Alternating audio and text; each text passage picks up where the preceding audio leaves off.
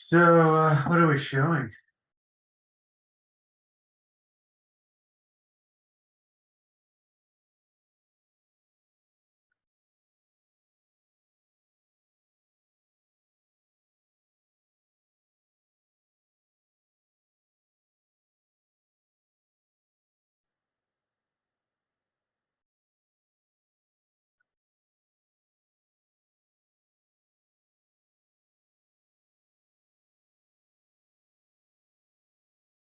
Let's see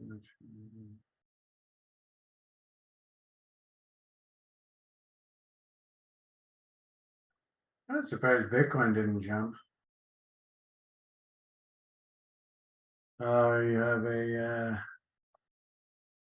yeah, why don't we,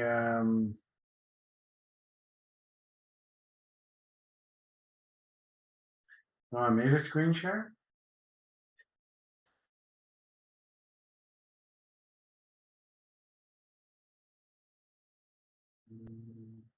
What's that? Well, we got a couple, so. Really a question of what do you want to look at? So this is a half-hour charts, and then there's the 3-minute chart. So we're at 103.10. We went down to 102.70. Do I have any futures trades on? Oh, look at that. Look at this. Yeah, I had a short paper trade. So I busted out the high. So I don't need this one here.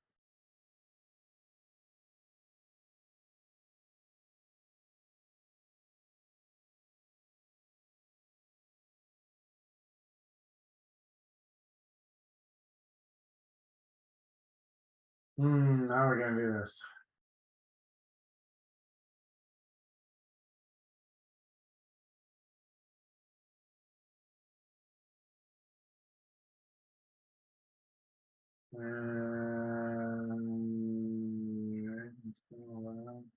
We'll put the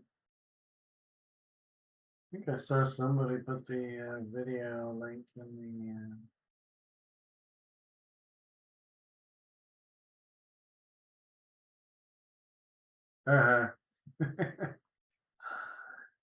what did I see? I thought I saw Joe Z here on it.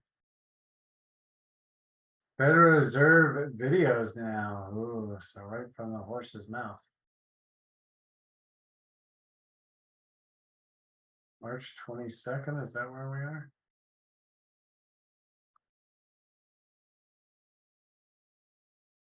So look at that US dollar collapsing. It gets the impression the Americans did not raise interest rates.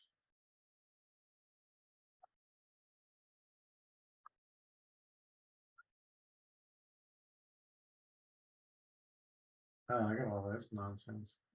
Look how much of this window I have to waste with all this bullshit. Crap.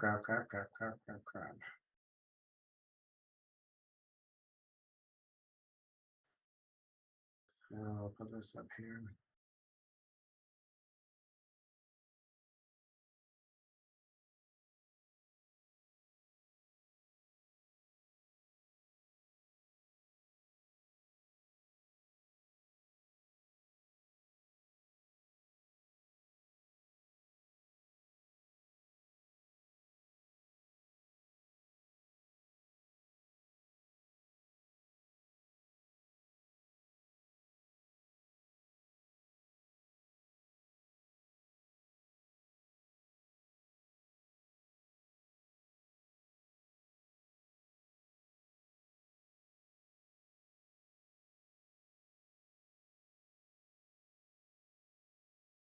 Man, look at these currencies move. Oh, no.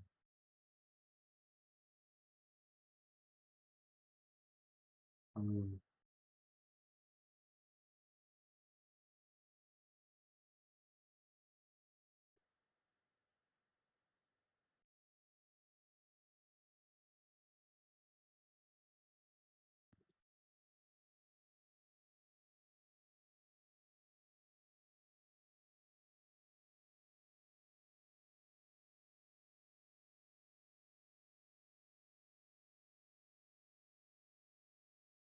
Where are you gonna put it?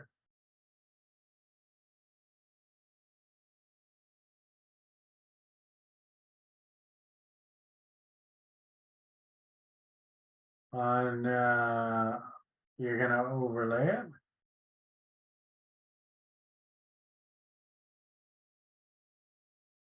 Yeah, throw it up just so I can see what it looks like. Yeah, see, I wanted to put it over top of that chart in the upper left-hand corner, because that's, so you can put it right up in here. And you might as well just leave it on the screen. See what happens.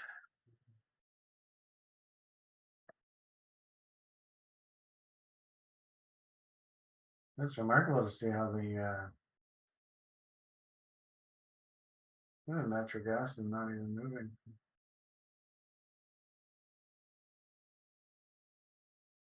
Yeah, so, and the screen is kind of blurry a little bit. So anyway, we can focus a little bit, if possible.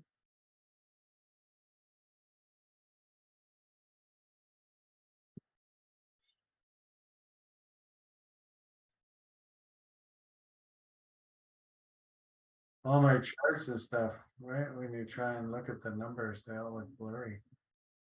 So the resolution, maybe it's a resolution. Oh yeah, so that's, wow, it's so low. My choice is 360, 240, or 144.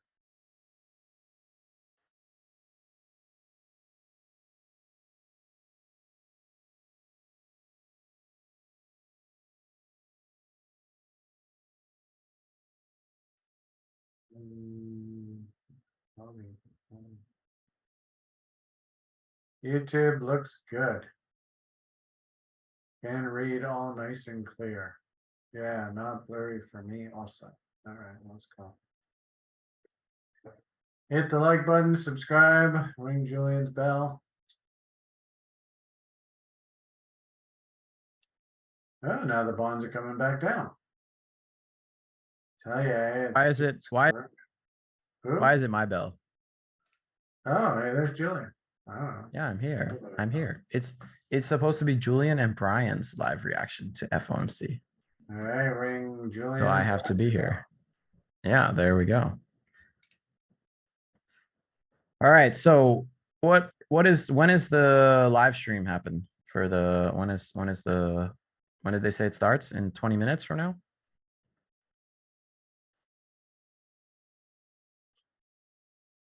Okay, can they hear me on YouTube or only Brian? Nice. Hello, everybody. I'm back. Sorry to disappoint you.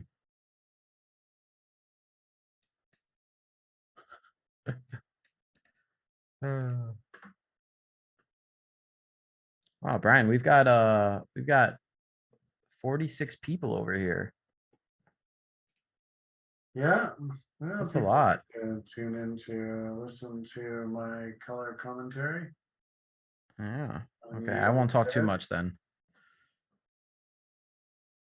For me, this 1 minute chart on the SPX is looking like it's rolling over. Yeah, always possible for fake outs. Those are 3 minute ones. Yeah, for me on RSI on 1 minute, it looks like it's kind of rolling over here, but you can never trust it at this time. I mean, there's my 1 minute chart. No, that's 3 minute chart still. Where's 1 minute? There's 1 minute. Wow, look at that mess. Oh, isn't that interesting? Look how they took it up to this trend line. Doink. Yeah, of course. Liquidity hunting for the win. So they hunted to the upside. Now they got to go to the downside. Yeah, so we're going to follow my plan that I talked about. Okay, hunt to the upside. Now we go down below 39.90. That's the next strategy. All right, take so it out. buy this right here. What buy? Why would you buy? Do I sell? You're short. You're making the call. What do I do? But not right there. You want to like Wait a second. We need to lower time frame, Brian. Yeah, I need a that's what 15. you I need wanna a 15-second chart.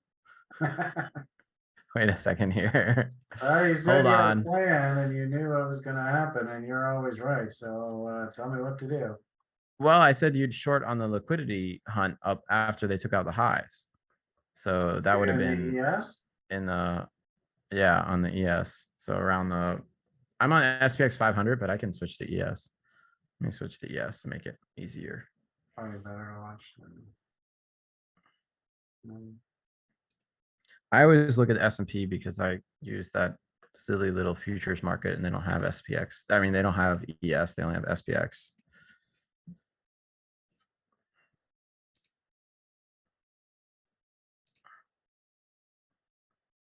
To ES at 40. Look at this. Oh, they're pumping it again. Look at that. So It's you quite started bullish on a talking it? daily. It's quite bullish on a daily chart. What's the old corn doing? Ooh, corn's all over the place. Yeah. Guess that's the one that we don't have on here. Oh boy, big dump. It's like a Head and Shoulders. Why is it dumping for you and it's not dumping for me? Is mine not live? Mine is delayed. Data is delayed. How can the data be delayed? 10 minutes. I've got 10-minute delayed data. What the hell? I pay for like the pro subscription. What a scam. So mine is at 40.50 right now. For the ES. Is that you're at 40.30? Up and down, up and down. Oh, you're What on was the official headline? What was the news release? MES. Yeah, I think Brian pays that extra $5 a month. I'm gonna go back to the SPX 500. Yeah, look at the dump. Nice. This is what I wanted. You need to pay Liquidity a hunt few to the extra ups. dollars. I think you pay that, Brian. You pay the $5. Hmm. I saw that charge when I was going through checking some of our $5. bills. That's criminal. It's criminal. I know. Assholes. Assholes do vex thee. I kind of like watching Brian, how fast he switches through the screens. it's kind of fun. Yeah, I like to have a whole bunch of screens all set, so I'm just flipping through them. Versus having to load up one screen at a time. Well, what was the headline? Have they put out a news release yet? I mean, headlines probably everywhere, but where would you headlines where? Under what news publication?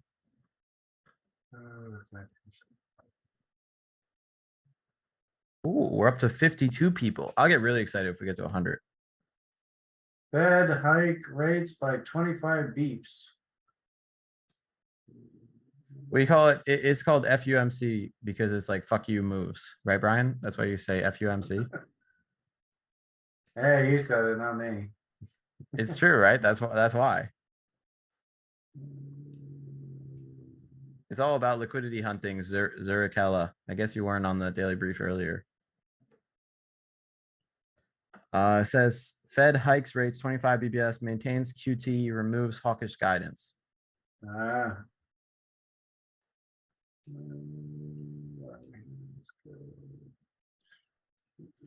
I mean, the daily, for me at least, the daily RSI broke out. So it's technically bullish for me. I don't really know the best way to play this. On a 1 hour, it looks like we just hunted the liquidity to the upside, and now we're going to reverse and dump. So what is our rule about Fed announcements? Don't trade within the first. It can Hour. be hour or first day. I would even say Depends on these time days, frame. probably not for the rest of today, but. Yeah.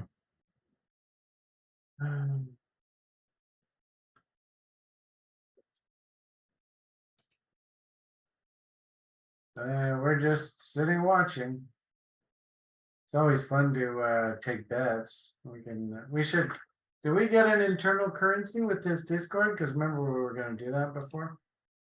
I think we're gonna do it in the future, but right now we don't have it. We Oh, will do man, in the future. 5,000 quatloots. Quadloots. 5,000 quadloots. What? I don't know. Okay. I just want to bet on red 5. Black 9. Grim is. I like that. I think Grim is happy that we moved to Discord. He's posting a Where's lot. Grim? He's posting all over the place in Discord. I haven't seen Grim Discord, post eh? as much in weeks. Discord. We should have Grim in here. He's a pretty knowledgeable guy. He should be in here. So we're not doing Rocket Chat anymore? No, screw that. Rocket Chat dead? Cool Rocket Chat dead. stream. Somebody said cool stream. Discord. Pink paper. Bad rate heights from Zach Man. You should have Zach on the call too. He's a pretty smart guy. Where's the Discord? That's over here. Still not. One person is still not in Discord. One person? Newer production. All right, spam Syorn until you're on. Where do you put it? Ember Lounge? Is that where you're supposed to be on Discord? Is this the front? Yeah. Oh, there. There you go. Bitcoin is ripping higher. I wouldn't say it's ripping. Can take close to 29K. Wow. Should wipe out off a lot of shorts. All right. Graham. Yeah, I agree with that. Hey, what's that? Who?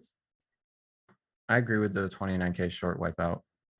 29K short wipeout. Oh boy, big Darth. I mean, it's literally like we already went to 28,900 though. It's like not that. It's not even that much more. Yeah, wow, Brian said hello. Look how many. It was 29,890. I'm jealous. I'm jealous by how many reactions you got in Discord with your hello. Oh, look at all that. Yeah, look at that. Everyone loves you. I'm gonna click the heart one for you. Oh, you got a chicken too. Somebody likes the broiler chicken show. Oh, Brian, 58 people watching. Oh, 55. Darn. I want to get to 100. I would get so excited. All right. Imagine if you had your camera on and we could see your face. We might actually get to 100. Just imagine. Okay. How can you take in both our cameras?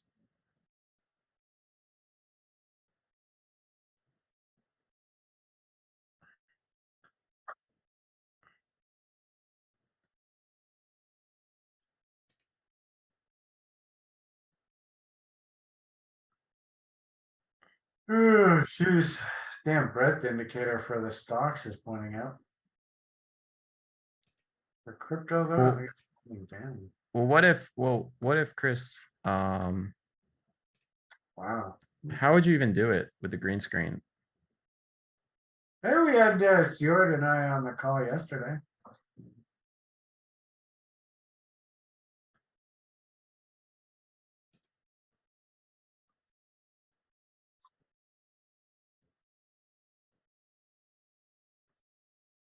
All right, no green screen. Let's just do talk. Let's bring Grim in. Let's get Grim's viewpoint on this. Well, Can we bring Grim in? Can you send him the Zoom link?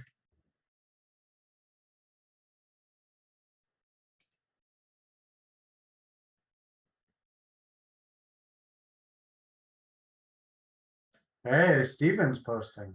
Steven wants to be added in.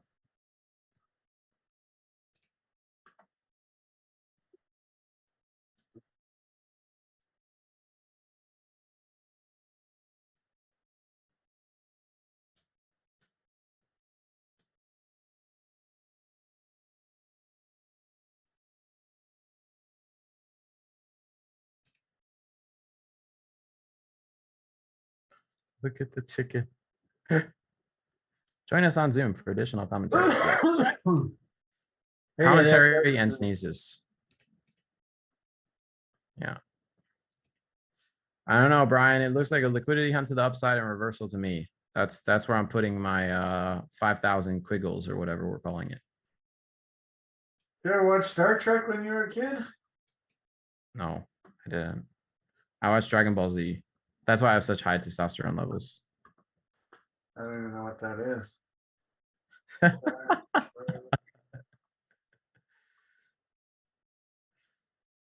Is he looking up Star Trek? Star Trek. Oh,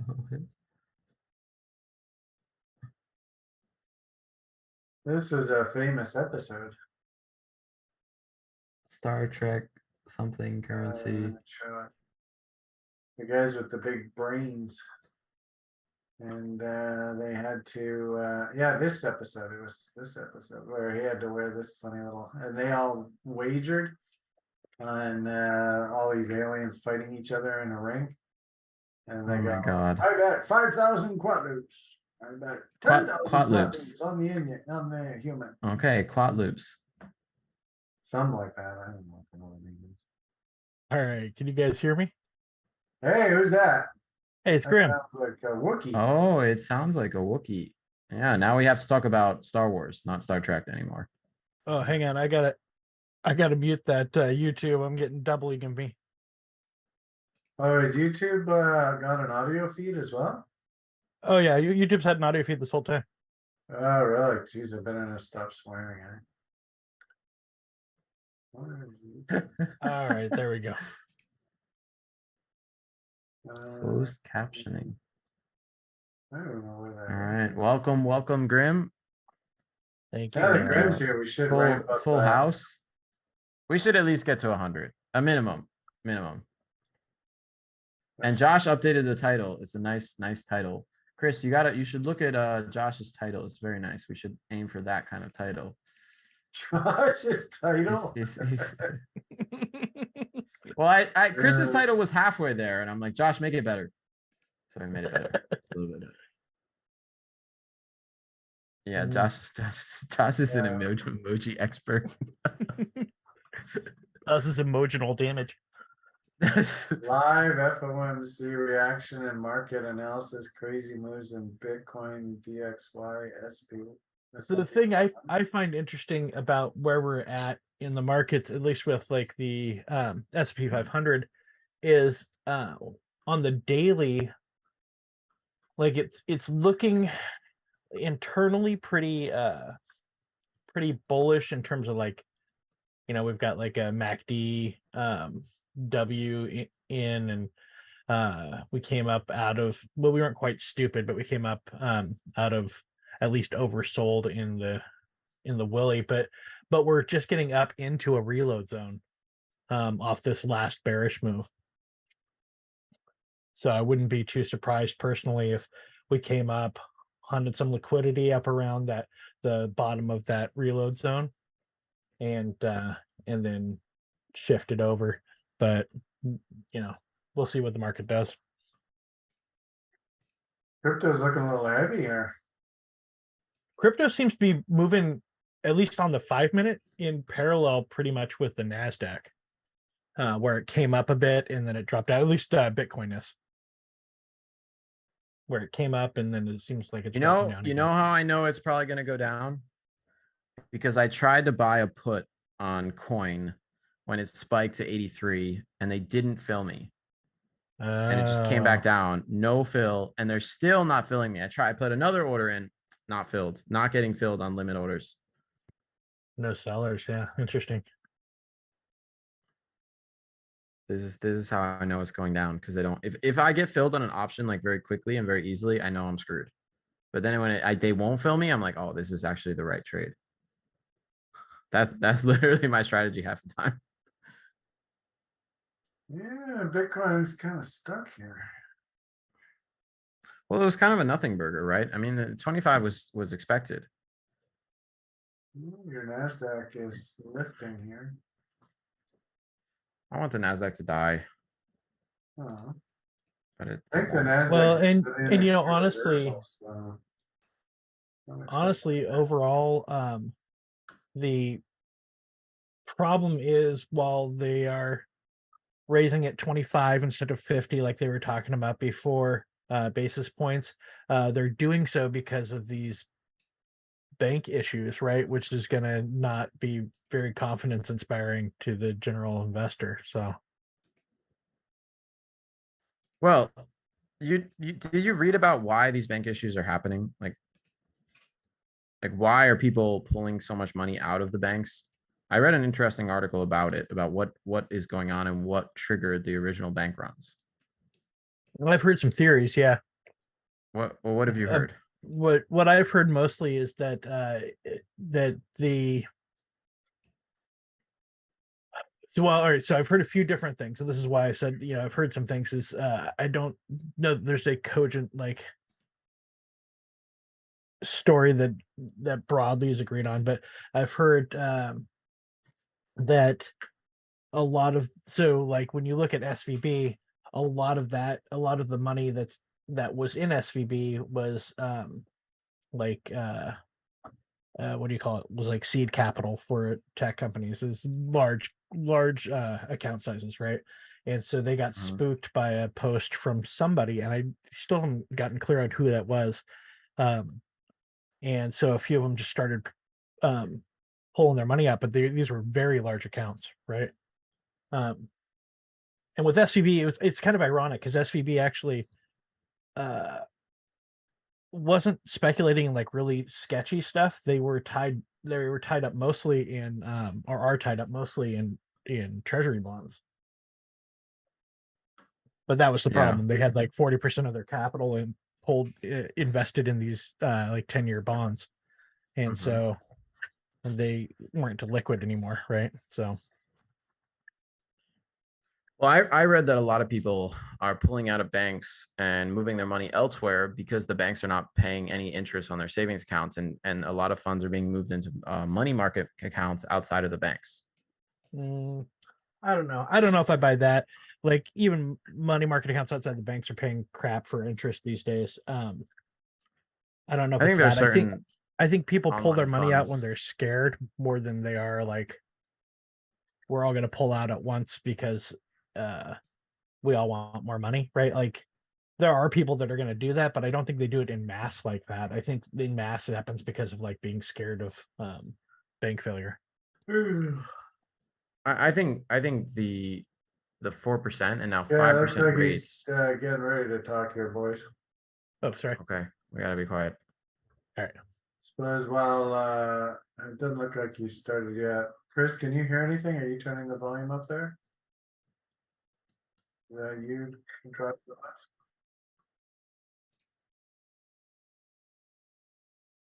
last. I'll give you guys a shout when I see him come on. So continue your conversation. Sorry. So Julian, okay. what were you saying? Well, I was saying that, I think 4% was a big round number for a lot of people. And they'll pull their capital out of the banks that's just sitting there and like, okay, well, I can earn 4% of my money. That's maybe enough to live on if I have, say, $1 million. And they just dump it into buying a CD or recent developments in the banking sector. In the past 2 weeks, serious difficulties at a small number of banks have emerged. History has shown that isolated banking problems, if left unaddressed, can undermine confidence in healthy banks and threaten the ability of the banking system as a whole to play its vital role in supporting the savings and credit needs of households and businesses. That is why, in response to these events, the Federal Reserve, working with the Treasury Department and the FDIC, took decisive actions to protect the U.S. economy and to strengthen public confidence in our banking system. These actions demonstrate that all depositors' savings and the banking system are safe. With the support of the Treasury, the Federal Reserve Board created the Bank Term Funding Program to ensure that banks that hold safe and liquid assets can, if needed, borrow reserves against those assets at par. This program, along with our long-standing discount window, is effectively meeting the unusual funding needs that some banks have faced and makes clear that ample liquidity in the system is available. Our banking system is sound and resilient with strong capital and liquidity. We will continue to closely monitor conditions in the banking system and are prepared to use all of our tools as needed to keep it safe and sound. In addition, we are committed to learning the lessons from this episode and to work to prevent events like this from happening again. Turning to the broader economy and monetary policy. Inflation remains too high and the labor market continues to be very tight. My colleagues and I understand the hardship that high inflation is causing, and we remain strongly committed to bringing inflation back down to our 2% goal. Price stability is the responsibility of the Federal Reserve. Without price stability, the economy does not work for anyone.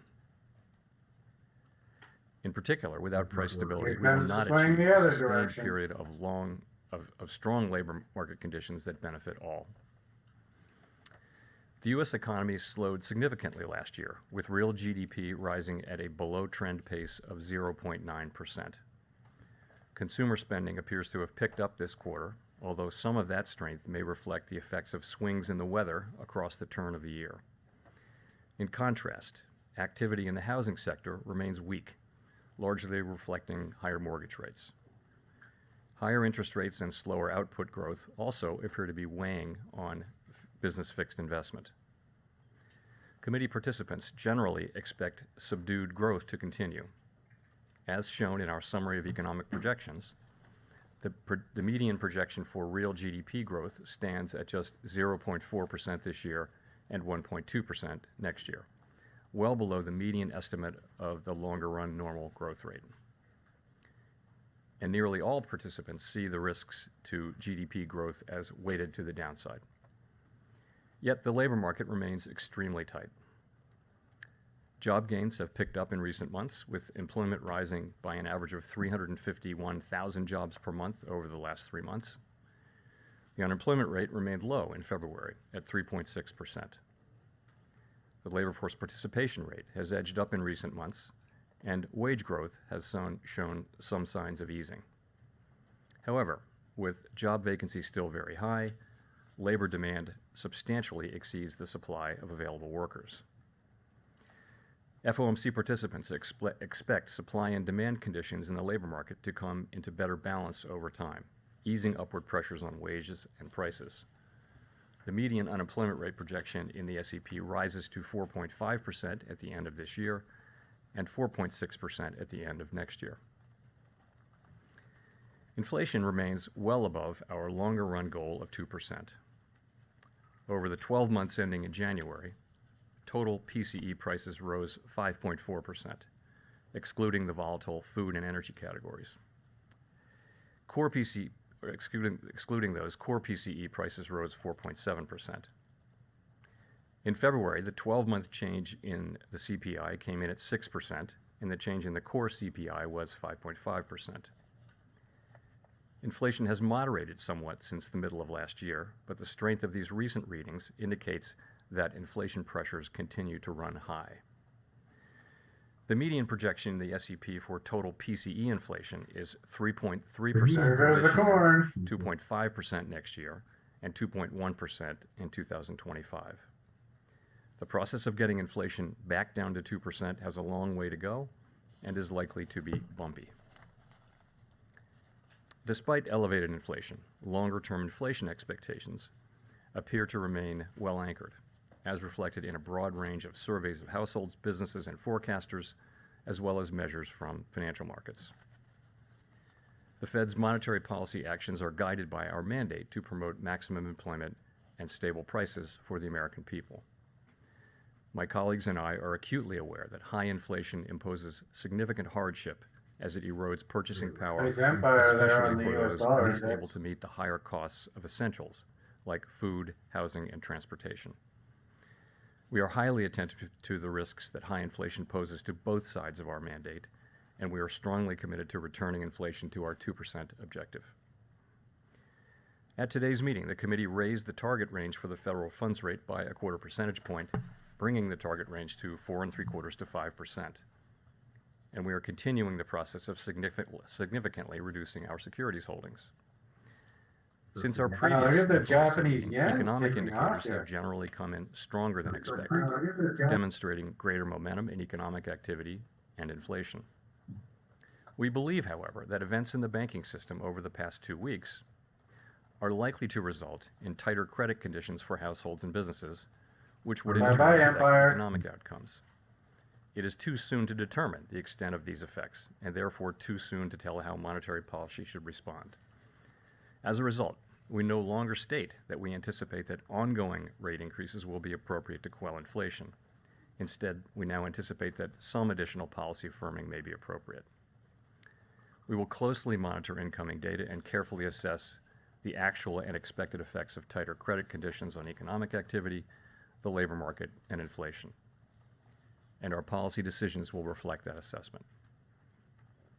In our SEP, each FOMC participant wrote down an appropriate path for the federal funds rate based on what that participant judges to be the most likely scenario going forward. If the economy evolves as projected, the median participant projects that the appropriate level of the federal funds rate will be 5.1% at the end of this year, 4.3% at the end of 2024, and 3.1% at the end of 2025. These are little changed from our December projections, reflecting offsetting factors.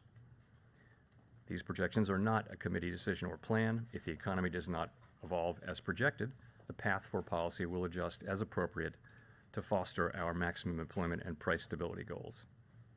We will continue to make our decisions meeting by meeting based on the totality of the incoming data and their implications for the outlook for economic activity and inflation. We remain committed to bringing inflation back down to our 2% goal and to keep longer-term inflation expectations well anchored. Reducing inflation is likely to require a period of below-trend growth and some softening in labor market conditions. Restoring price stability is essential to set the stage for achieving maximum employment and stable prices over the longer run. To conclude, we understand that our actions affect communities, families, and businesses across the country. Everything we do is in service to our public mission. We at the Fed will do everything we can to achieve our maximum employment and price stability goals. Thank you. I look forward to your questions. Thank you. Colby Smith with the Financial Times. How confident is the committee? Well, I think Julian stress nailed that it. we've The seen big and nothing alluded burger. to is contained at this point, Yep. and that deposit flight among mid-sized lenders in particular has ceased? Thank you. Thank you. Thanks. So I guess our As view is that expected. the banking system is sound and it's resilient. It's got strong capital Total liquidity. nothing event. We took powerful actions with Treasury and the FDIC, which demonstrate that all depositors' savings are Are you still safe there? and that the Am I banking talking? system is safe. I Deposit can hear flows you. in the banking system have stabilized over the last week. Now the question is, what do we do? And the last thing I'll Sit say here is that or we we've rally? I think we're going to rally. undertaking a thorough internal It just review looks that so will bullish identify if we where look at can the strengthen TA. The supervision daily chart is regulations. ridiculous. Okay, just a quick follow-up. I mean, given all of the stress and the uncertainty that you've also alluded to in the Still statement, think you how don't trust the seriously first was a hour. pause considered for this meeting? Now in the Q&A So session, we you might considered, see some back and we did forth consider based that on who asked in the days questions. running up to the meeting, and Yeah, you see the true. decision that we made, which I think I'll say a take the couple other things side of the about. bet. First, it was supported by I a very strong suspect consensus, we're and I'll be gonna happy to explain why. eat some And of really the it is that the intermediate liquidity data up on here inflation in this the labor reload market zone, came and in I think stronger then we're than going to roll expected, back and over really and before the continue recent heading down. events, we were clearly on track to continue with I hope ongoing you're rate right. hikes. In fact, as rather of a us couple go of weeks down. ago, it looked like we'd need to raise rates But we'll over see. the course of the You year, know, more than we'd expected at the time of the if I've said it once, I said it a SEP in million December, times. It's time of not really December my meeting. my job as a We are trader to committed to predict restoring it so price much as stability, react and to what all I'm of the seeing on the evidence screen. says But that the public has um, confidence that but we what will I do do so, see that we'll is bring in a inflation conflicting down to signals, 2% right? over We've time. got some It is internals that important look really that we bullish, sustain that but confidence location-wise, with our actions as well as our words. this is kind of no place to be. So we also be a assess, bull, as I right? mentioned, So that the events of the last 2 at weeks least are in terms likely of to the daily. result in some tightening of credit conditions for households and businesses, and thereby weigh on demand, on the labor market, and on inflation. Are you talking about Such a for tightening of financial S&P? conditions would work Yeah, in the same broader market. direction as So, rate tightening. In S&P principle, as and a matter of NASDAQ. fact, you can think of it as being the equivalent of a rate hike. Yeah, for me, or perhaps more than the that. RSI Of broke course, out, it's not and possible to make that it's assessment bullish. I today mean, you with could any get a precision rejection, whatsoever. but then even if you So get a our rejection decision and a was to pullback, move it ahead should with a 25 basis point push hike, higher. Yeah, and I to see some change of our that when, guidance, as I when we're mentioned, talking about from like the ongoing internals, hikes to right? So some more looking additional at hikes maybe. at So the policy indicators. firming may be appropriate. I'm seeing bullish signals in the So, indicators, going but forward, location-wise, As I we are mentioned, just an in a assessment prime for area to further hikes will be reverse down. focused, as And always, on I'd the be incoming a data and little the evolving surprised. outlook, It's really going to and in determine particular on our what's going to assessment of determine the it for me actual is, unexpected effects do of we credit push tightening. above this reload zone, like out of so on the ES, if we push above like Mr. Chair, can you explain 41.58, the difference then between I'll buy ongoing more rate of that. That's a increases long and distance to go. Anywhere firming? below Does firming imply a 41.58, rate increase and per se, I'm or could still policy firm without you I'm increasing still rates? short biased. No, I think it's Okay. meant Just to refer because- to our look at policy gold. rate. Just 'cause Really, we're I would leading into focus that on reload the words zone. may and some, Um, as opposed to ongoing. we are. I mark ongoing. up the So we clearly were, what we were doing there was the week taking on board opening, trying to reflect the uncertainty about gaps what will happen. that I mean, occur it's in the market, possible that right? this will turn out to And have very we modest are effects. we do These have events will a turn out to gap be to very, fill very up modest right effects on around the economy, in which case 61.8 right around inflation Mountain will Man. continue to be strong, in which And case so I wouldn't be surprised if we move the up into path will that look, maybe might today, look different. tomorrow. It's also possible But that this but on a daily potential tightening basis, will contribute I'm significant overall short tightening biased. in Now, credit conditions in over terms of my time, day and trading, in principle, if we'll see. that You means know, I move that as the market monetary moves, so. policy may have less work to do. We simply don't know. So Do you have concerns that the hike you did today could further that's my exacerbate the problem in the banks? 2.8 cents adjusted for inflation. no, I mean, with our monetary policy, we're really focused on macroeconomic outcomes. In particular, we're focused on this potential. I definitely wouldn't be credit surprised if we tightening did and turn back what can bullish that here and produce in the way of tighter and you were credit correct. conditions. It's just I it's one think of those when we things think about, that the situation in the banks, we're focused you on know, our, and on our financial stability tools, in especially particular, newer students our out lending there. facilities, This is one of those the areas where we the can get an discount idea window, of and what's also going to the new happen in the facility. future, but at the end of the day, our trading needs to be based on a little bit of hindsight, right? We wait for the Matt tops and Timber from bottoms the we Wall put Street in, Journal. and then we participate Chair in the moves Powell, in your after that. testimony 2 weeks ago, you had indicated Well, you let's thought the terminal maybe rate would be listen to what higher. he's Obviously, that saying was now, before maybe. the stress in the banking sector. And I realize there's a lot of uncertainty, but can you explain at all to what extent your forecasts or those of your colleagues or those of the board staff incorporated today a material tightening of credit availability because of the stress in the banking sector, or are you waiting to see it in the data before you incorporate that potential tightening into your forecasts? So, we've just come from an FOMC meeting, and the people who write the minutes will be very carefully counting. But I'll tell you what I heard. What I heard was a significant number of people saying that they anticipated there would be some tightening of credit conditions, and that would really have the same effects as our policies do, and that therefore they were including that in their assessment, and that if that turned out not to be the case, that in principle you'd need more rate hikes. So some people did reflect that in their SEP forecasts. I think there may also just have been, remember, this is 12 days ago. We're trying to assess something that just is so recent, and it's very difficult. There's so much uncertainty. So December was a good place to start, and we wound up with very similar outcomes for December. And in a way, the data in the first part, the first 5 weeks of the intermeeting period, pointed to stronger inflation and stronger labor market. So that pointed to higher rates, and then this latter part, kind of the possibility of credit conditions tightening, really offset that effectively. To follow up, have you considered at all whether your primary tool, the funds rate, is going to be enough to sustain the kind of tighter financial conditions that you believe will be necessary without doing significant damage to the banking sector? Have you, for example, considered changing reserve requirements, selling assets out of the system open market account as a way to better achieve tighter financial conditions that don't accelerate deposit erosion, for example, from banks? We know that we have other tools in effect, but no, we think our monetary policy tool works, and we think many banks, our rate hikes were well telegraphed to the market, and many banks have managed to handle them. Hi, Victoria Guida with Politico.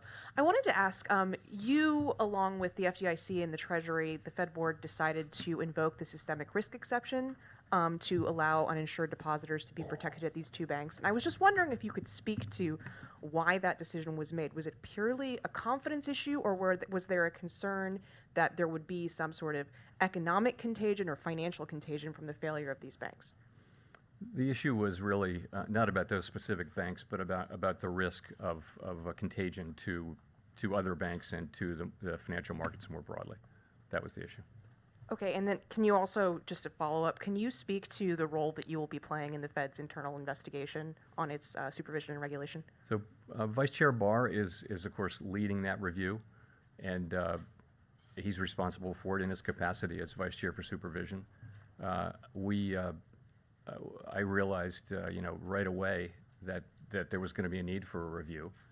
I mean, the question we were all asking ourselves over that first weekend was, how did this happen?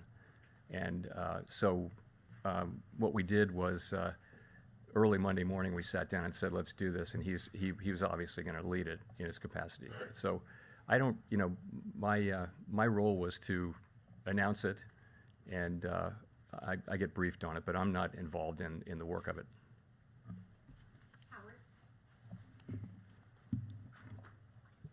Hi, Chair Powell, Howard Schneider from Reuters. So I want to go back to your February press conference. You mentioned the word disinflation, I believe, 9 or 10 times, a process that you felt was, I forget the word you used, but gratefully underway or something like that. Is disinflation still occurring in the U.S. today? Yes, I mean, what actually happened, Howard, was I got the question 12 times. So maybe it's a feature, not a bug. But yeah, absolutely absolutely the same. The story is intact. So it's really three parts, right? Goods inflation's been coming down now for 6 months. It's proceeding more slowly than we would have liked, but it's certainly proceeding. Housing services is really a matter of time passing. We continue to see the new leases being signed at much lower levels of inflation. So that's 44% of the core PCE index, where you've got a story that's ongoing.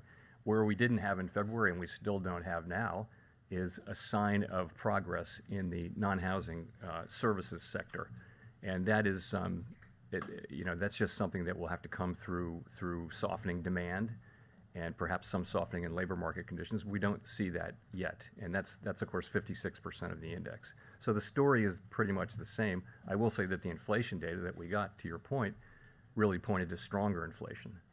If I could follow up on that, I was curious why you don't see more coming from the credit crunch, because it seems to me that's something that you'd actually welcome to a degree and expect. And are you not seeing more coming from that because you don't know, or because you just don't want to have another round of wishful thinking? So it's really just a question of not knowing at this point. There's a great deal of literature on the connection between tighter credit conditions, economic activity, hiring, and inflation. Very large body of literature. The question is, how significant will this credit tightening be, and how sustained will it be? That's the issue, and we don't really see it yet. It's so people are making estimates. People are publishing estimates, and it's very kind of rule of thumb guesswork almost at this point. But we think it's potentially quite real, and that argues for being alert as we go forward, as we think about further rate hikes. For us, we'll be paying attention to the actual and expected effects from that. Gina. Hi, Chair Powell. Gina Smilek from the New York Times. Thank you for taking our questions. I wonder if you could talk a little bit, I know that you've got your internal review coming, but I wonder if you could talk a little bit about what you think happened with oversight at Silicon Valley Bank, and whether this suggests that something about regulation and supervision needs to actually change going forward. And I wonder, how can the American people have confidence that there aren't other weaknesses out there in the banking system, given that this one got missed, as you noted? So let me say what I think happened, and then I'll come to the questions around supervision. So at a basic level, Silicon Valley Bank management failed badly. They grew the bank very quickly. They exposed the bank to significant liquidity risk and interest rate risk, didn't hedge that risk. We now know that supervisors saw these risks and intervened. We know that the public saw all this. We know that SVB experienced an unprecedentedly rapid and massive bank run. So this is a very large group of connected depositors, concentrated group of connected depositors, and a very, very fast run, faster than the historical record would suggest. So as for us, so for our part, we're doing a review of supervision and regulation. My only interest is that we identify what went wrong here. how did this happen is the question. What went wrong? Try to find that. We will find that. And then make an assessment of what are the right policies to put in place so that it doesn't happen again, and then implement those policies. It would be inappropriate for me at this stage to offer my views on what the answers might be. You know, I simply can't do that. Vice Chair Barr is leading this, and I think he's testifying next week, so, but that will be up to him. So that's really where it is. You know, the review is going to be thorough and transparent. It is clear, to your last question, it's clear that we do need to strengthen supervision and regulation. And I assume that, you know, there will be recommendations coming out of the report, and I plan on supporting them and supporting their implementation. Sorry, and the final point, you know, can we feel confident that these weaknesses don't exist elsewhere, given that they got missed at this bank? These are not weaknesses that are at all broadly through the banking system. This was a bank that was an outlier in terms of both its percentage of uninsured deposits and in terms of its holdings of duration risk. And again, supervisors did get in there, and they were, as you know, obviously, you know, they were on this issue, but nonetheless, this still happened. And so that's really the nature of the of the review, is to discover that. Michael McKee from Bloomberg Radio and Television. You've been very consistent in saying that the Fed would be raising interest rates and then holding them there for quite some time. Following today's decision, the markets have now priced in one more increase in May, and then every meeting the rest of this year, they're pricing in rate cuts. Are they getting this totally wrong from the Fed, or is there something different about the way you're looking at it, given that you're now thinking that moves might be appropriate as opposed to ongoing? So we published an SEP today, as you will have seen, and it shows that basically participants expect relatively slow growth, a gradual rebalancing of supply and demand in the labor market, with inflation moving down gradually. In that most likely case, if that happens, participants don't see rate cuts this year. They just don't. I would just say, as always, the path of the economy is uncertain, and policy is going to reflect what actually happens rather than what we write down in the SEP. But that's not our baseline expectation.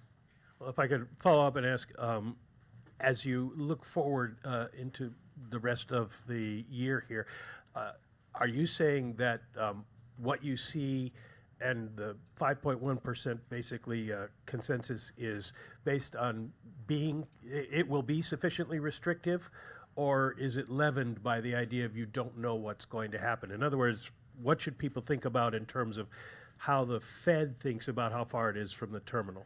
It's going to depend. Remember, we're looking, for purposes of our monetary policy tool, we're looking at what's happening among the banks and asking, is there going to be some tightening in credit conditions? And then we're thinking about that as effectively doing the same thing that rate hikes do. So in a way, that substitutes for rate hikes. So the key is we have to have policies got to be tight enough to bring inflation down to 2% over time. It doesn't all have to come from rate hikes. It can come from, tighter credit conditions. So that we're looking at, and it's highly uncertain how long the situation will be sustained or how significant any of those effects would be. So we're just going to have to watch. In the meantime, and obviously at the end of the day, we will do enough to bring inflation down to 2%. No one should doubt that. Go to Rachel Siegel.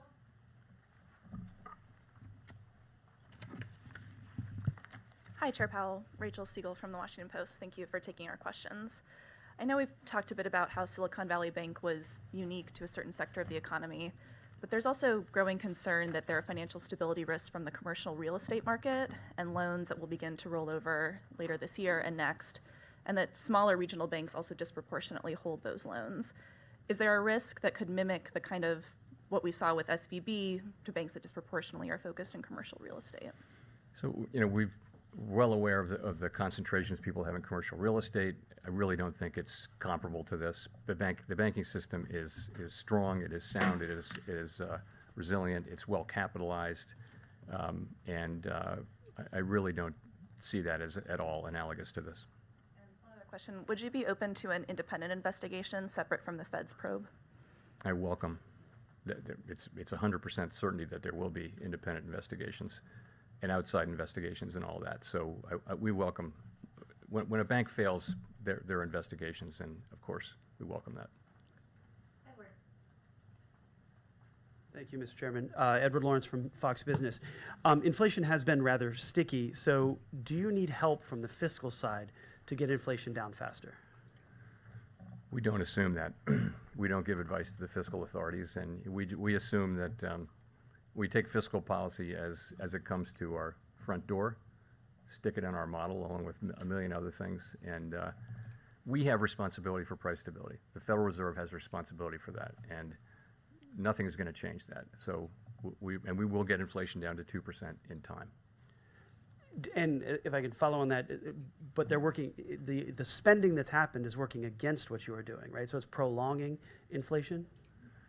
You know, if you have to look at Looks like a liquidity, Julian spending liquidity was, of push course, to the tremendously downside high now, during right? the pandemic, and then as the pandemic programs rolled off, spending actually came down. So the sort of fiscal impulse is actually not what's driving inflation right now. It was at the beginning perhaps part of what was driving inflation, but that's not really the story now.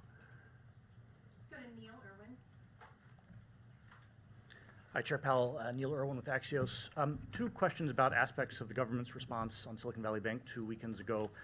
First, why is this new bank funding facility done under Emergency 13.3 authority as opposed to expansion of the discount window, changing the terms of the discount window that's been around a long time? And second, can you discuss the Fed's role in the FDIC guarantee of uninsured depositors and why there's $143 billion on your balance sheet last week supporting that deposit guarantee? Sure. So 13.3 seemed like the right, we have a little more flexibility under Section 13.3. We've done quite a lot under the discount window as well. We needed to do a special facility that was designed a certain way, so we did it under 13.3. Really no magic to that. It's only available in unusual and exigent circumstances, and it has to meet certain requirements, but it seemed to be the right place. So with the FDIC, we're lending to the, in effect, we're lending to the bridge bank. So that's where the funds came from, and it's a loan that's 100% guaranteed by the FDIC, so there's no risk in it for us. Chris Rugaber. Thank you, Chris Rugaber at Associated Press. The SEP suggests one more rate hike, as does the change in the language in the statement, in which suggests that you're perhaps nearing the end of a cycle of rate hikes. Do you feel, though, that if inflation remains high, you'll be able to resume additional hikes as needed, or have you somewhat tied your hands here with these signals about rate hikes coming to an end? No, Thank you. Absolutely not. No, if we need to raise rates higher, we will. I think for now, though, as I've mentioned, we see the likelihood of credit tightening. We know that can have an effect on the macroeconomy, on demand, on labor market, on inflation, and we're going to be watching to see what that is. And we'll also be watching what's happening with inflation and in the labor market. So we'll be watching all those things, and of course we will eventually get to tight enough policy to bring inflation down to 2%. We'll find ourselves at that place. Hi, Chair Powell. Thanks for taking the question. Kyle Campbell with American Banker. I have a couple questions about the balance sheet. First of all, I'm curious at what point the financial supports that the Fed is extending through the discount window and through its enhanced lending facility might be at odds with the objective of reducing the balance sheet. And I'm also curious what your thoughts are on not just the availability of reserves, but the distribution of them throughout the banking system, and at what point you might be concerned about it being scarce for certain banks. So people think of QE and QT in different ways, so let me be clear about how I'm thinking about these recent developments. So the recent liquidity provision that has increased the size of our balance sheet, but the intent and the effects of it are very different from when we expand our balance sheet through purchases of longer-term securities. Large-scale purchases of long-term securities are really meant to alter the stance of policy by pushing up the price and down the rates, longer-term rates, which supports demand through channels we understand fairly well. The balance sheet expansion is really temporary lending to banks to meet those special liquidity demands created by the recent tensions. It's not intended to directly alter the stance of monetary policy. We do believe that it's working. It's having its intended effect of bolstering confidence in the banking system and thereby forestalling what might otherwise have been an abrupt an outsized tightening in financial conditions. So that's working. In terms of the distribution of reserves, we don't see ourselves as running into reserve shortages. We think that our program of allowing our balance sheet to run off predictably and passively is working. And of course, we're always prepared to change that if that changes, but we don't see any evidence that that's changed. Hi, Chair. Katerina Saraiva with Bloomberg News. The minutes of the January-February meeting, the last meeting, indicate that you discussed the possibility of runs on non-bank financial institutions and the impact of large unrealized losses on bank portfolios. Can you talk a little bit more about that discussion, kind of what was talked about in light of that? And then why didn't the Fed, do anything about that at that point to ultimately prevent, what happened this month? I mean, to be honest, I don't recall the specifics of that. It's quite an interesting 7 weeks, but I will tell you though that there have been presentations about interest rate risk. I mean, it's been in all the newspapers. It's not a surprise that there are institutions that have had unhedged long positions in long duration securities that have lost value as longer term rates have gone up due to our rate increases. So that's not a surprise. I think, as you know, as it is now on the public record, the supervisory team was apparently very much engaged with the bank repeatedly and was escalating, but nonetheless what happened. And so that's really the purpose of one way to think about the review that Vice Chair Barr is conducting, is to try to understand how that happened and try to understand how we can do better and what policies we need to change. I mean, one thing is the speed of I'll come back to that, the speed of the run. It's very different from what we've seen in the past, and it does kind of suggest that there's a need for possible regulatory and supervisory changes, just because supervision and regulation need to keep up with what's happening in the world. Can you confirm whether or not the board knew about these escalations by the examiners in San Francisco? I will have to come back to you on that. Yeah, I don't know. Simon Urbanovich with The Economist. Thank you very much. Chair Powell, you've stated twice today that all depositors' savings in the banking system are safe. Are you saying that de facto deposit insurance covers all savings? Shouldn't Congress have a say in that?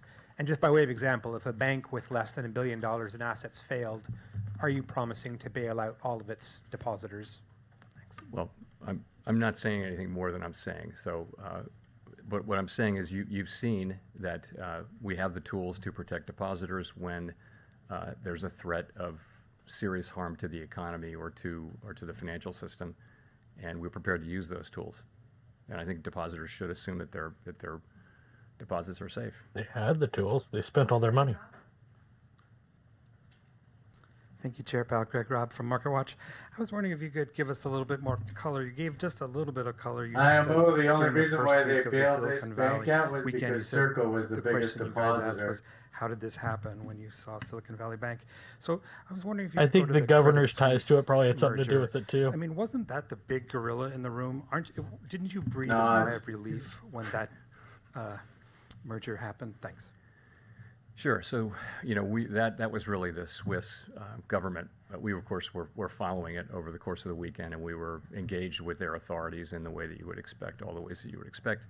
It seems to have been a positive outcome in the sense that the transaction was agreed to, and it has been the markets have accepted it, and it seems to have gone well. And I think there was a concern that it might not go well. So coming into the middle of this week, yes, I would say that has gone well so far. Nicole.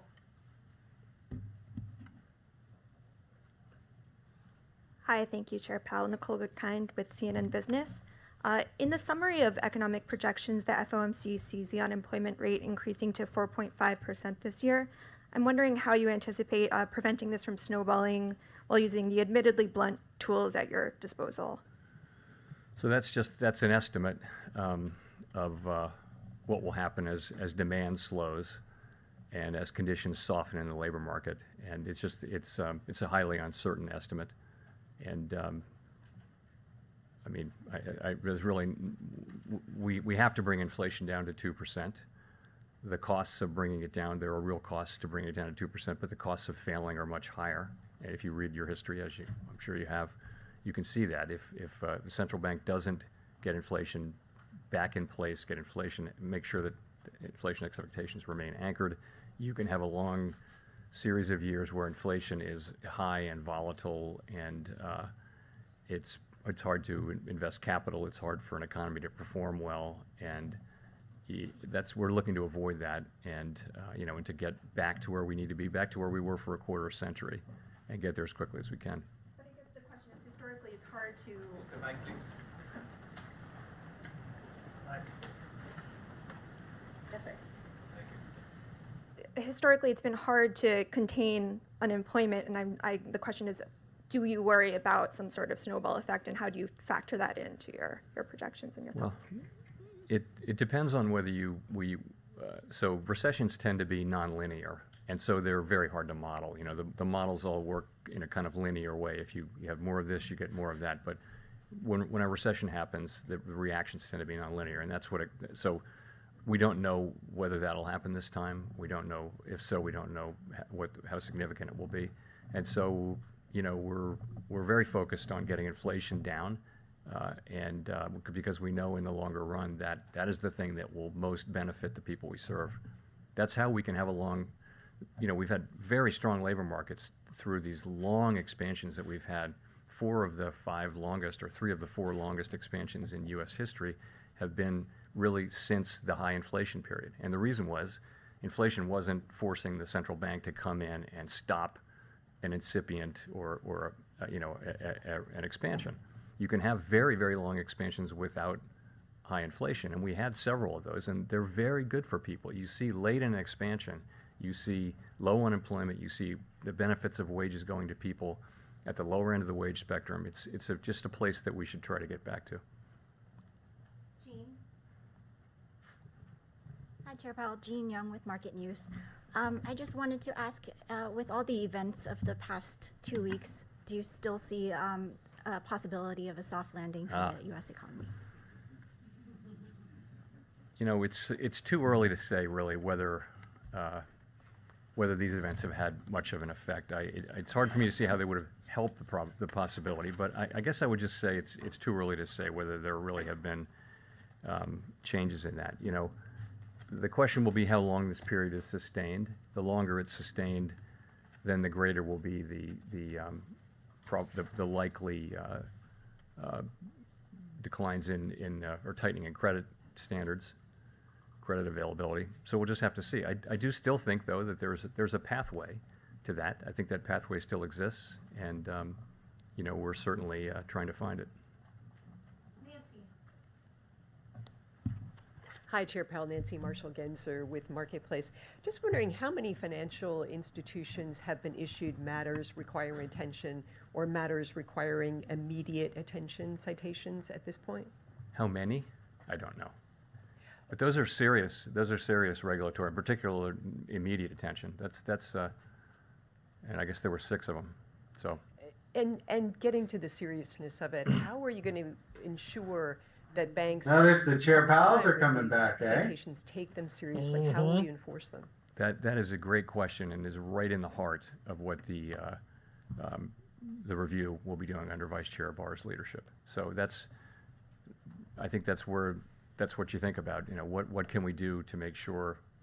But again, that's not for me to answer today. So you have specific thoughts on that? Well, if I did, I wouldn't share them, because I really, this review's going on, and I want nothing other than us to find out what happened and why, figure out what we can do to do better, and then implement those changes. That's all I want. It's for me to be giving you my half-formed or partially informed thoughts. It just isn't appropriate.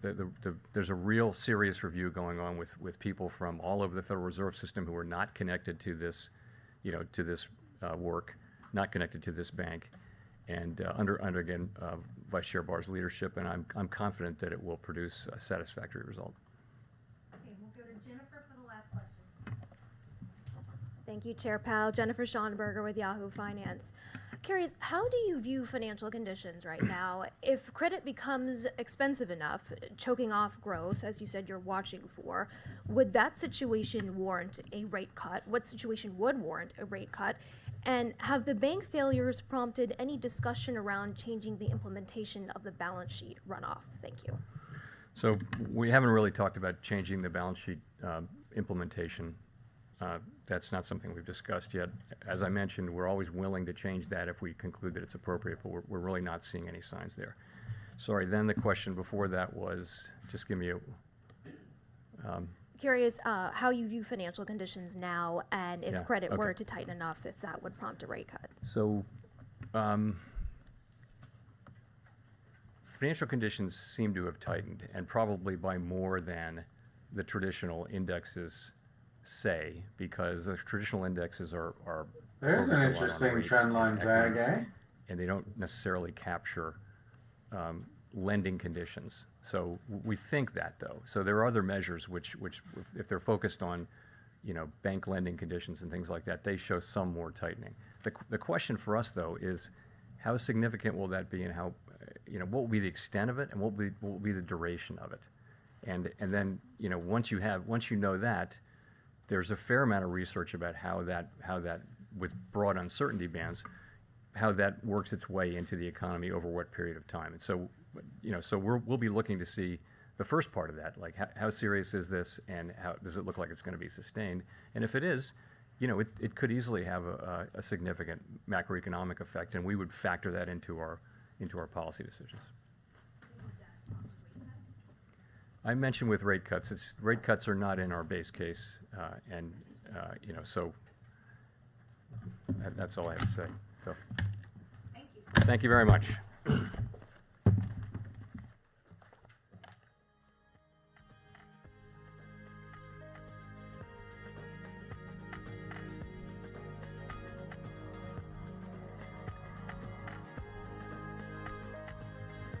Okay. Can we talk now? Yeah, it seems like a whole lot of I don't know the answer, or we're looking into it there. That's what it always is. It's just a big silly event on liquidity, which is exactly what happened. Mr. Optimism in the house. No, seriously, I think Powell is a spokesperson for the big banks, and all of this is just done to generate volatility in the market, which generates money for big banks. Seriously, that's all it is. Well, there are people who actually place serious investment bets based on what they hear out of his mouth. So, anyway. But what does he say that's different than what he... Sorry? He says the same thing every time. I mean, what does he say that's different? Well, actually, maybe that's a good place to start. Why don't we start with that? Everybody take maybe in 3 sentences or less. What did you hear him say today? Graham, you're our special guest today. So what did you hear the old man say today? The main thing that I heard, I think the biggest thing that I heard was that the FOMC is expecting tightening credit conditions, right? They're expecting the market to do their work for them as far as standards. Yeah, and that he was very, that was one of the few things he was very clear about was, well, if the credit conditions tighten as much as we expect, then we're not going to increase the rates. And I felt like that was maybe a little bit of hopium on their part, but I think more importantly, I think it was a vehicle for him to tell the market that they were considering not raising interest rates so that the market could relax about that. But I don't think it's either realistic, or B, I think if they weren't going to raise rates, they would have said we're unlikely to raise rates, right? because they would love to give the market the good news. So that's what I heard. That was the main takeaway that I got out of that. All right. Julian, what did you hear? Were you even listening? I was like half listening because I feel like it's the same every time. And it's exactly what Josie posted in our Zoom. It's like, okay, we're going to keep raising rates. We're going to cut the balance sheet. We're going to, we're not, that's all we're going to do. We're targeting to get inflation down. Inflation is a problem. We're providing backstops for the bank. I mean, the only thing he talked about that was different was the banking crisis, which he had to talk about. But if we ignore that, it's the same. We're going to keep raising rates until inflation gets under control. All right. I am kind of sleepy. It is 2 a.m. I do think it was interesting that nobody, I'm not surprised, but I think it was interesting that nobody brought up the fact that in dealing with Signature and with SVB, that the what's it called? The DTC that controls those strings, that they spent almost the entirety of the fund that is there to provide insurance for FDIC. I thought that they put about 130 billion in the kitty and 13 billion was gobbled up. No, they spent 260 billion between those two banks. And they had just a little bit over that. So they've used like more than 80% of that fund on those two banks. Interesting. Hey, Chris, you got a microphone. You're kind of a newcomer to all of this. What did you hear out of all that?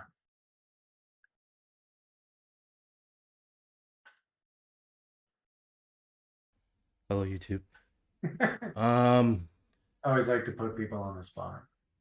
I don't know. I didn't get a lot of major different messages out of today's meeting, to be honest with you. I can't make heads or tails of anything significant that came out of here that was different from recent talkings. It was mostly about SVB and how the Fed is going to respond and provide an investigation, all that good stuff. So that's what I got from it, personally speaking. All right. My interpretation, I think there's actually been a fairly significant shift in their attitude. I get the impression that last meeting they kind of felt bulletproof and they could do and say whatever they wanted.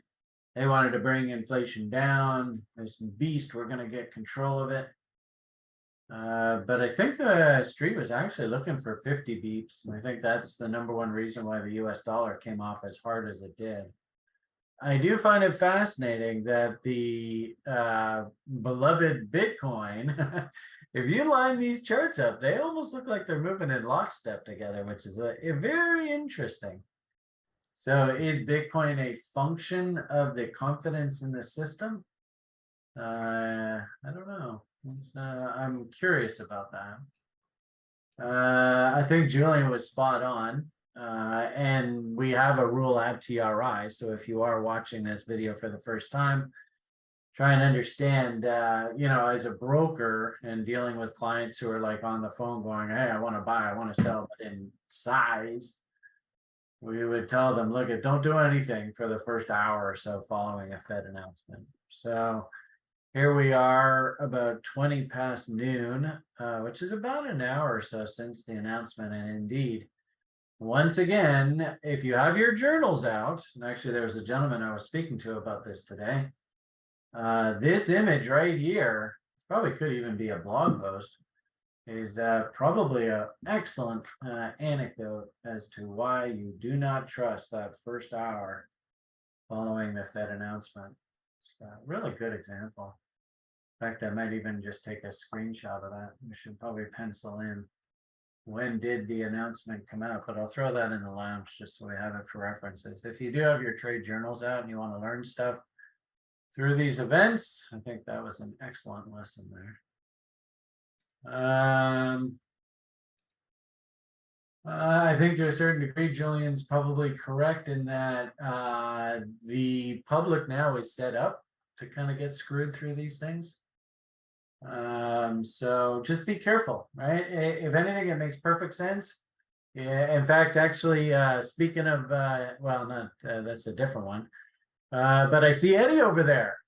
Eddie is generously donated 99.99 RONs to TRI. Well, thank you, sir. You are awesome. I swear we're gonna have a huge war chest of RONs, whatever the hell they are. Just remember, Eddie, 2 RONs don't make a right. But how much? But how about 99.99? How many? Does that make it one right? Yeah, it's an odd number, so it must be 1 wrong. There you go. You guys are awesome. So the Romanians are in the lounge there. There's Rares, there's Paul, there's Eddie. So the Romanians are not in the hangout, they're over on YouTube. So anyway, Eddie says moon into Chris's birthday, right? And then of course we all know what Chris's birthday does to this damn market. Thanks, Chris. Gee whiz. I try not to, but it happens every year. Sorry about that, guys. It's not specific to this FOMC per se, but something I am really interested about is with Silvergate Bank going down and then Signature Bank going down. Those 2 banks covered most of the last mile mechanisms for exchanges to work with banks to move things between cryptocurrencies and fiat currency. Right. And I'm curious how that's going to impact liquidity in cryptocurrencies. I would be willing to bet if we actually found out down the road that this was actually a concerted effort to remove all those who think they are bankers from the banking industry. Yep. Well, is it any surprise that we see a big push on the CBDC front at the same time? Right. Yeah. I mean, it's a little bit sad, but I definitely think that there's wisdom in that thought process, and it just goes to show that I remember, in fact, Grim, probably when you and I started working together, I remember telling all of you guys, and it sucks, you're not going to like this statement, but ironically enough, the biggest beneficiaries of all this building out of blockchain technology are going to be the very people that you guys don't like. And then unfortunately, these guys play hardball. If they feel like there's any serious competition, they will do things and they will go to lengths to break their backs. Did find it interesting though that when I did do some research as to who were the biggest depositors at SVB, that Circle was the biggest depositor there. Yeah, that is interesting, isn't it? Yeah. So yes, they want to kill these banks, but at the same time, too, I think half the reason why they went in and bailed out SVB was because Goldman Sachs basically runs the U.S. government, and there was no way they were going to take a loss on that. So, well, tinfoil hat area of the broadcast here, right? We've talked in the past about the theory that that Bitcoin was put in by the CIA or whatever other 3-letter agency when it started out. It wouldn't surprise me if the same people that put Bitcoin into place are the people that are now looking at CBDCs, like Bitcoin was their beta program for it or whatever. Totally. I couldn't believe it. I found out that Powell here, he used to work for George Bush Sr. Oh, really? I didn't know that. Yeah. Where did you make your fortune? Oh, I was with the Carlyle Group. Oh, well, who's that? That's George Bush Sr. That's him. So I find that fascinating, and I have publicly conjectured that I would not be surprised if you found out Powell down the road somewhere. Oh, it turns out actually, yeah, I have about 500 Bitcoin in a wallet that I put together, 10 years ago, and I've never touched it.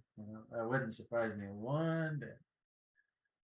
Eddie's on vacation. We've been wondering where you've been, dude. Miss you terribly. And Rares is saying Discord is ready and loving it.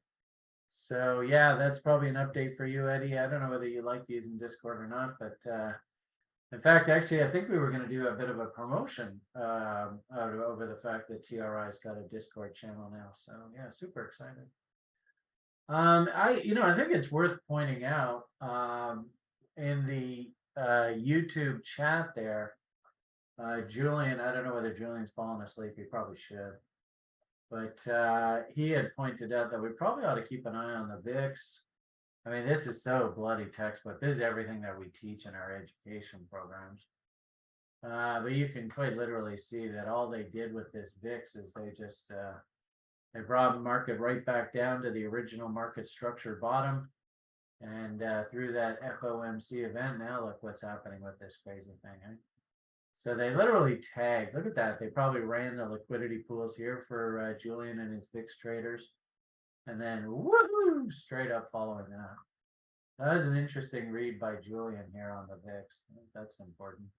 So Thank you. yeah, well, if we are at some sort of inflection point here, then this is exactly what you'd want to see. That would make perfect sense. So we go back and sure enough, you can see everything's bouncing right off of your little pivot levels there, right? As soon as he stopped talking, everything sort of caught a bit again. Fascinating. Never a dull moment, that's for sure. Yeah, like I said, too many people are bearish. I mean, if you look at the investor sentiment surveys and stuff, there's just too many retail traders that are bearish. So there is no matter how bad things look, there's almost too much incentive to push the market higher to stop out the majority of traders. At least that's the way a lot it of looks money and from liquidity waiting the there. surveys. That's a good point. Yeah. Well, yeah, especially, if you look at something like we've been looking at, wow, look at that, eh? Don't trust the Fed day. If that isn't a lesson for you, holy moly. I mean, it's just absolute nuts, eh? Oh yeah, I had to grab liquidity on both sides there, and then I was going to decide what to do. Yeah, so if we look at the weekly chart, the irony of it all is that, and actually that's not really the best one, so maybe do a spot market. I don't know whether we're really, we're kind of in no man's land here. We got, this is a weekly chart, so we got the bullish moving average cross. And we have come down a ways. I mean, you could make an argument, kind of like what we saw with Bitcoin there over the past a couple months, eh? So that was a liquidity pool right there. This will probably be another one right up there. So each and every one of these, Julian has a date with it. Probably another one up there. I don't know if they can take the market to new highs, but they can do a lot of damage here to all that, and then get the public all rah bullish and then roll it over up top here somewhere. And I suppose our time-tested stuff that we teach you guys, right? If we were thinking short, we'd probably want to have to wait for it to get all the way back up here again. Suppose also too, probably want to wait for W's on other sides of trend lines. I don't know whether, that's an interesting, it's trying to carve out an empire there, right? Did notice, things like the NASDAQ. I gotta hand it to, actually it'd be interesting to watch that Jim Cramer sort of anti-ETF. Because there is Zach was sharing it, there's an ETF that takes the opposite trades of Cramer. And he was saying that's hilarious. Yeah, so he was saying the other day, don't short the NASDAQ, don't short the NASDAQ. So I wonder if all the fans of that fund all went and shorted the NASDAQ. But I'll tell you, interesting how we have this moving average confluence. They all came together nicely here. I mean, you've all been listening to me for a while, so you know what I'm gonna think when I see that letter of the alphabet staring us in the face. And then look at what happened last week. Son of a gun. You don't see that chart pattern very often. That's pretty darn rare.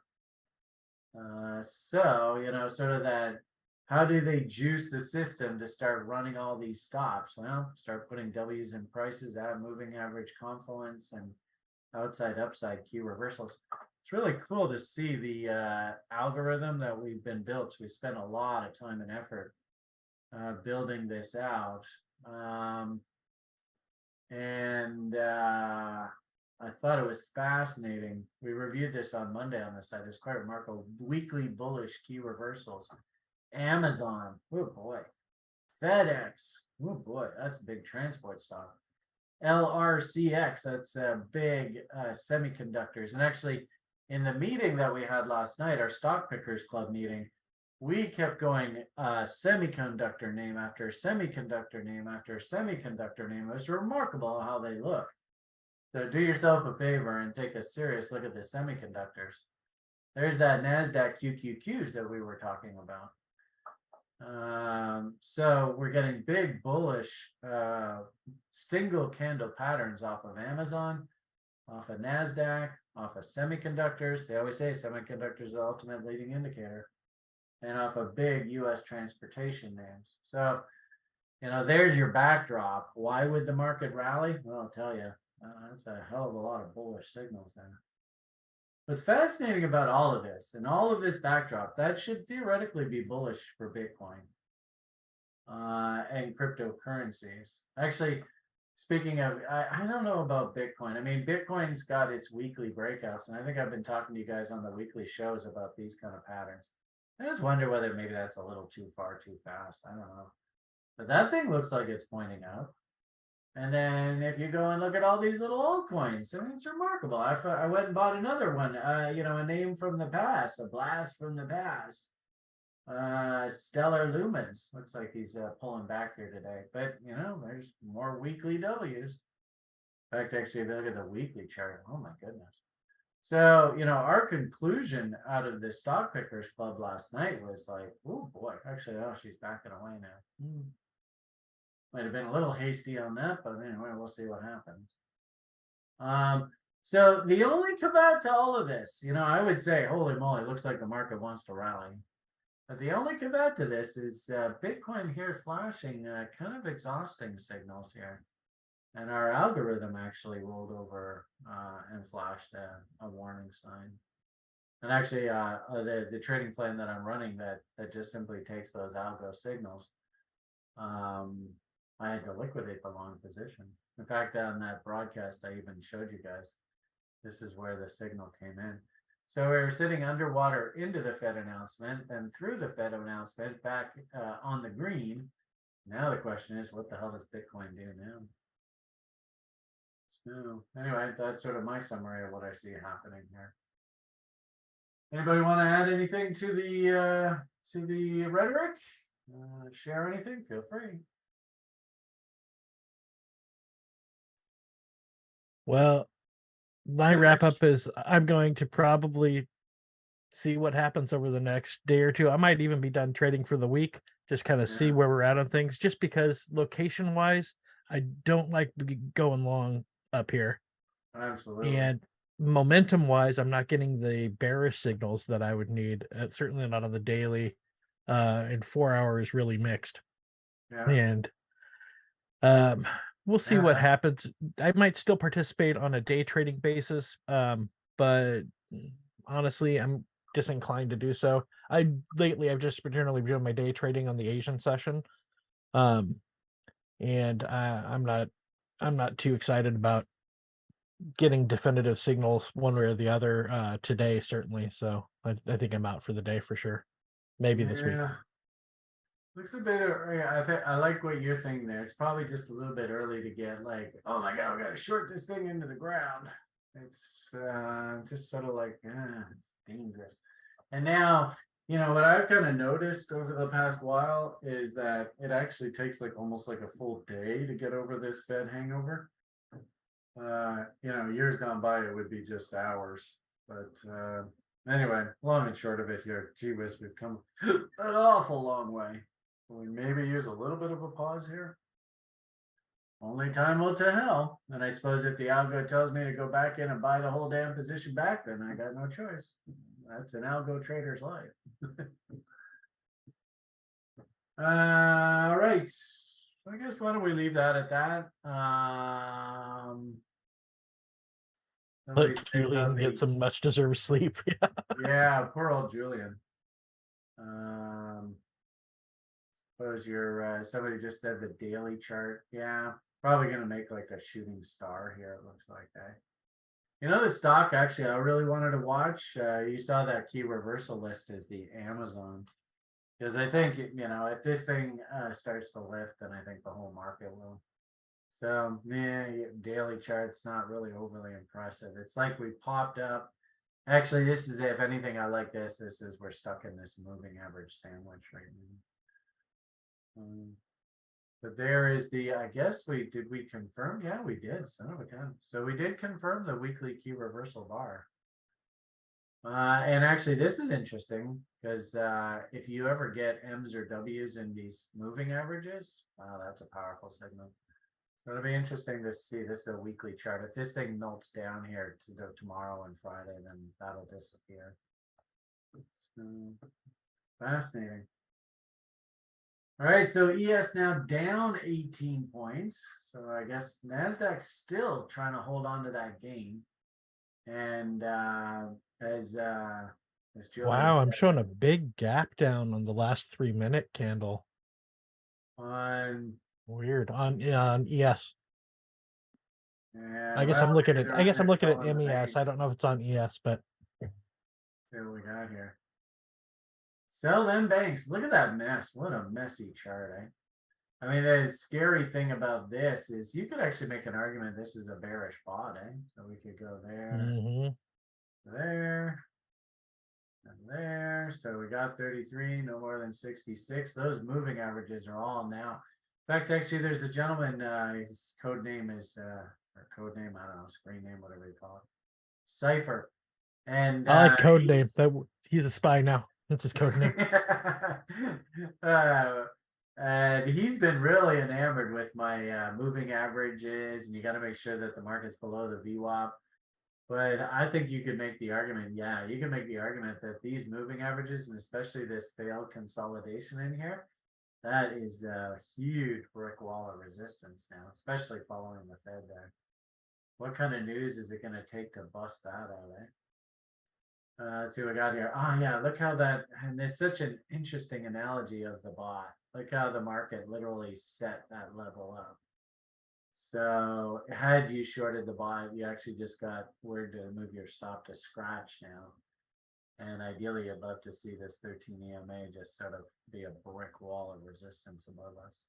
So that's painting down to 39.78. I seem to remember Julian said that 39.90 or something was an important level for him. So maybe let's all, in fact, probably whatever these key lows are over here. Guess that would just take us back into this traffic area. Well, never a dull moment. Tell you that much, crackers. This almost looks like it's like a cockeyed Head and Shoulders. And actually, we had such a great meeting with David last night. He's such a great technical analyst now.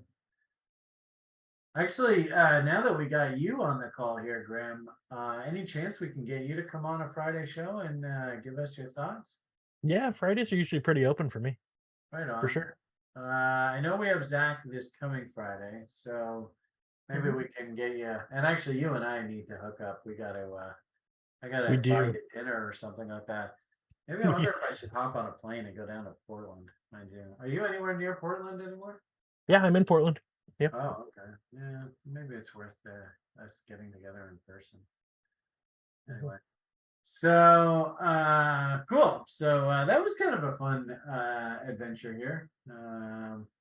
And hey, Zach's on the call here. Hey, Zach, you want to say hello to these good people? I think we're still broadcasting to the public. There's 60 people. Hey, Chris, if you're out there, ping me and let's set up next Friday. I'll come on. Excellent. Awesome. All right. All right. Shall we leave it at that? You good people? I didn't hear from Zach, so. All right. Not hearing anything. Going once, going twice. So. All right. I'll catch you guys later. Take it easy, Graham. Thanks for having me on. Thank you for the input. Sure hope I didn't, you weren't insulted if I interrupted you there. Sorry about that. No, you know me better than that. I got a thicker skin than that. Okay, cool. PMA for the win, and look forward to talking to you live next Friday. All right. All right. Bye-bye. Chris, you want to wind us up? Miss you dearly, Eddie. Eddie, I don't know whether you noticed, but I'm gonna start catching you. I've got about, I think I'm up to about 14 names now on my little old lady canasta French lady club. I think you have about 500,000, so I still got a ways to go to catch you. But anyway, we all miss you dearly. So if you're on vacation, enjoy your vacation. The last thing you need is some beamish in your vacation. That'll just ruin everything. I think we'll try and do a show tonight. So maybe you guys can tune in. We'll check in with Ben. Oh, wait a minute. Yeah, Wednesday. I'm all screwed up because we had a bit of a change in schedule here today. But you know what I have to do? I didn't get much sleep last night, so I really do have to go to bed and get a couple hours sleep, so I'm fresh for Paul. So I'm gonna leave it at that. All right, Chris, you want to take us on out of here? Thank you so much. PMA for the win. Hope you all enjoyed the entertainment. All the best, and bye for now.